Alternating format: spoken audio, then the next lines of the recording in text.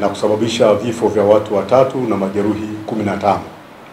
Tukio hili limetokea mnamo tarehe 18 mwezi Machi mwaka 2025 majira ya saa 3:15 asubuhi huko eneo la Tunguu katika wilaya ya Kati, Unguja. Gari namba ZD 732 NK aina ya Coaster ambalo linabeba abiria ruti namba 339 ambayo ilikuwa ikiendeshwa na mtu anayeitwa Mohamed Fak Jecha mwenye umri wa miaka 42, ni Mshirazi na mkazi wa Daraja Bovu, akitokea Kibele kuelekea Jumbi.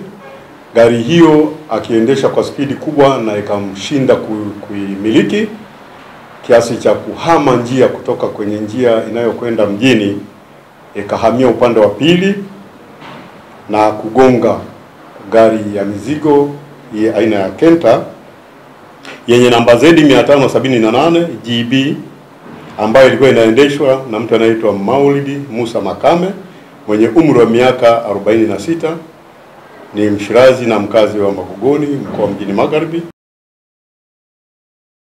Jeruhi wote tuliopata ni 18, 8 wanawake, 6 wanaume, 1 mtoto mchanga na 3 waliofariki. Na wote tumefanikiwa kupata majina yao, lakini kasoro mmoja tu aliyefariki, mmoja ndo tupata majina yake kamili na wala sehemu anayokaa. Hao wengine wote wanaendelea na matibabu. Mtoto mchanga ambaye tayari amesharuhusiwa, nyingine inaendelea kwa uchunguzi zaidi, na maiti tayari tushazipeleka Mnazi Mmoja kwa ajili ya hatua ya uchunguzi na hatua za kiusalama. Lakini pia natoa wito kwa madereva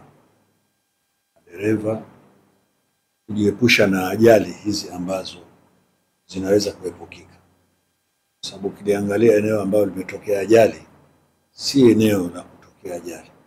Barabara pana, barabara safi, njia 4, lakini kwa uzembe wa madereva wanaweza kutembea na kukimbizana, kuacha barabara na kuruka na kutokea ajali mbaya kama hii asubuhi.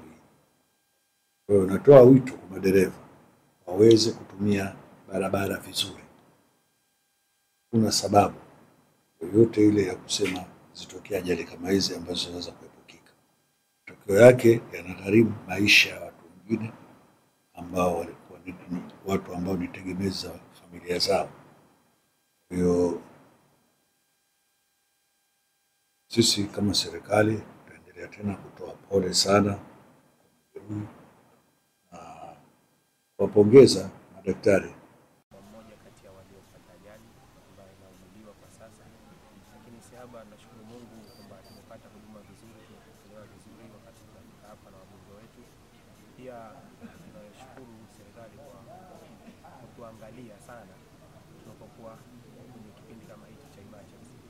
Lakini wito wangu kwa madereva kupunguza mwendo, hasa kuzingatia kipindi cha mvua zinazoendelea kunyesha, barabara zinakuwa zinateleza mara kwa mara.